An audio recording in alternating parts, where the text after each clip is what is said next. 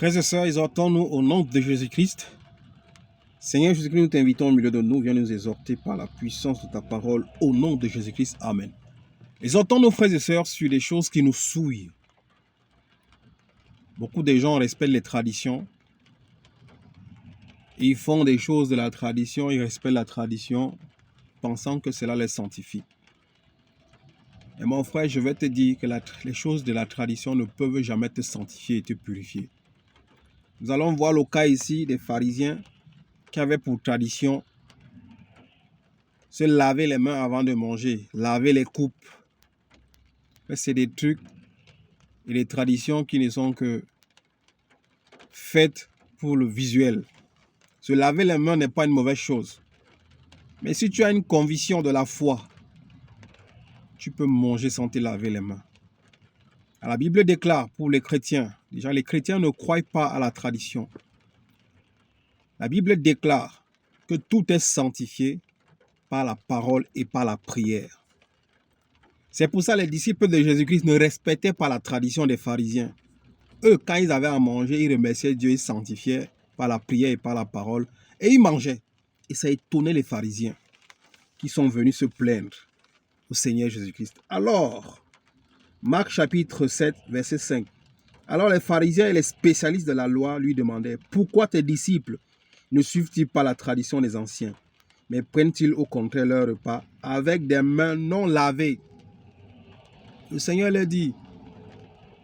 répondit: hypocrite, Isaïe a bien prophétisé sur vous, comme il est écrit: ce peuple m'honore des lèvres, mais son cœur est éloigné de moi. Des gens pensent qu'en suivant les traditions des hommes, cela peut t'amener à la sanctification, à la purification. C'est faux.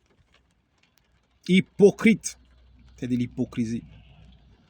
Le Seigneur leur dit: vous abandonnez les commandements de Dieu et vous gardez les traditions des hommes, car vous lavez les pots et les coupes et vous faites beaucoup d'autres choses semblables.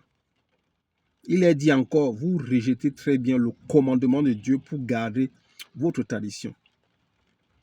Frères et sœurs, le Seigneur Jésus-Christ va ensuite les montrer ce qui rend l'homme impur. Ce n'est pas en te lavant: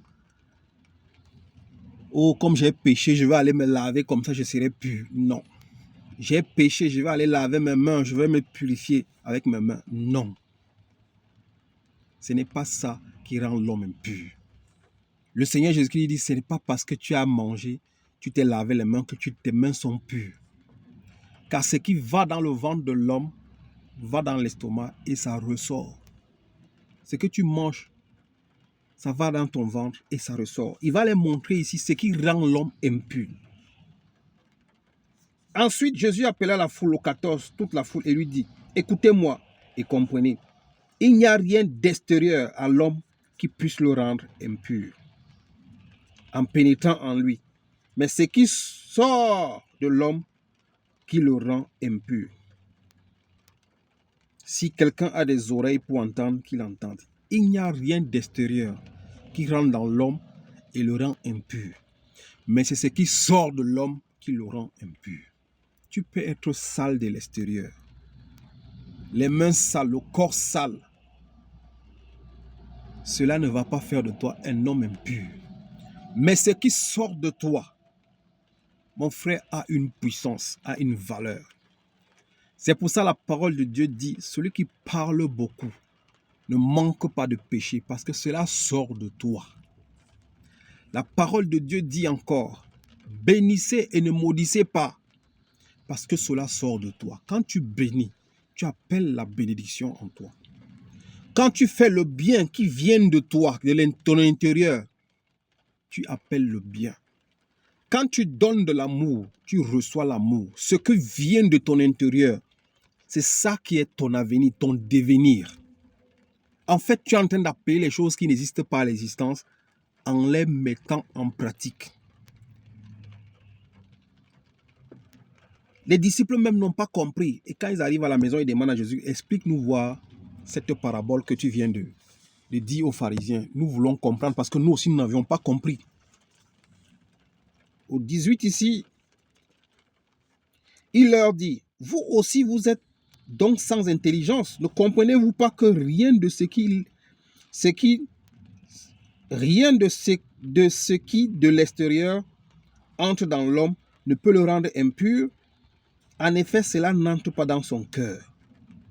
Tout ce qui rentre en toi ne va pas dans ton cœur. Même si tu as mangé avec les mains sales, même si tu es sale, cela ne va pas dans ton cœur.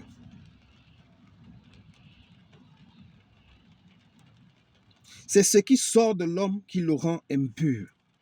En effet, c'est de l'intérieur, c'est du cœur des hommes que sortent les mauvaises pensées, les adultères, l'immoralité sexuelle, les meurtres, les vols, la soif de posséder, la méchanceté, la fraude, la débauche, le regard envieux, la calomnie, l'orgueil, la folie.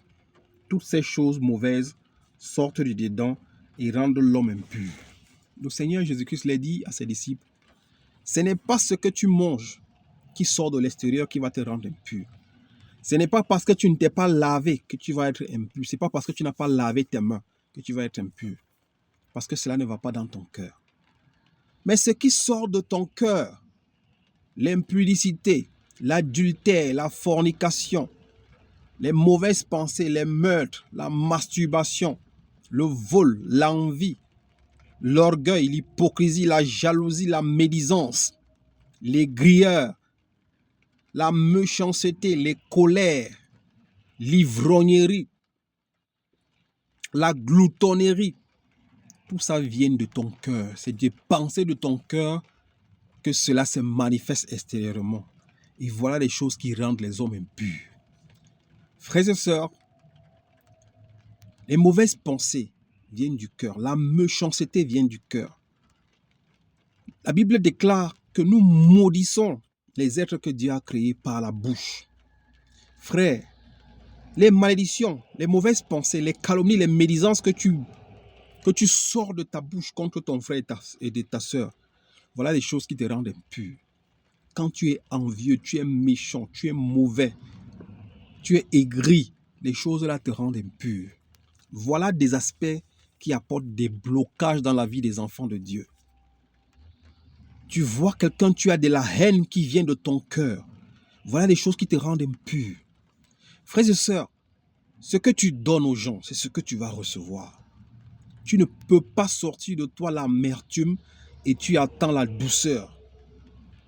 Tu ne peux pas sortir la méchanceté de toi et tu veux recevoir la bonté de Dieu. Frères et sœurs, c'est ce qui sort de l'homme. Parce que cela vient du cœur. C'est de la bonté du cœur que la bouche parle. Quand tu maudis ton frère, toi-même tu appelles la malédiction. C'est pour ça que le Seigneur Jésus nous dit, bénissez même vos ennemis, bénissez-les parce que vous êtes appelés à la bénédiction. Quand tu passes le temps en longueur de journée de calomnier, de médire contre ton frère, tu vas recevoir les mêmes choses. La Bible déclare, on ne roule pas la pierre sans qu'elle ne revienne sur celui qui l'a roulée. Tu ne lances pas une pierre en l'air sans qu'elle ne revienne sur toi. Frères et sœurs, faites attention à ce qui sort de vous. Parce que c'est cela qui vous rend impur. C'est cela qui peut apporter des blocages. C'est cela qui peut empêcher les grâces et les faveurs de Dieu dans vos vies. Ce qui sort de toi doit être pur. La Bible déclare, nous sommes une source. Et dans cette source, on ne peut pas sortir l'eau pure, l'eau douce et l'eau polluée. Frères et sœurs, ce qui sort de toi peut déterminer ton avenir.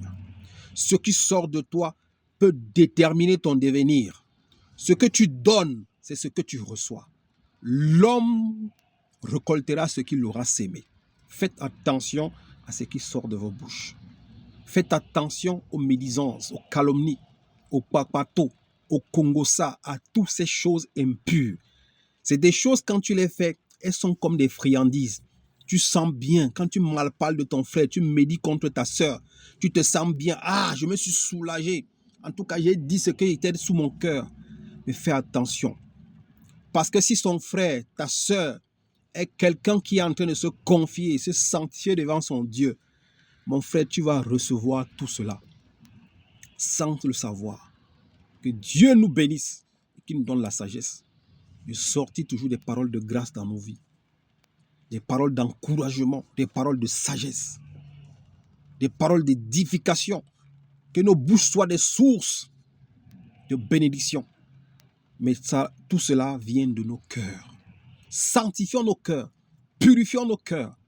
C'est nos cœurs que nous devions sanctifier. C'est nos cœurs que nous devions laver par le sang de Jésus-Christ, afin que de lui vienne la vie. Comme Proverbe nous le dit. Garde ton cœur plus que toute chose, car de lui viennent les sources de la vie. Que Dieu vous bénisse au nom de Jésus-Christ. Amen.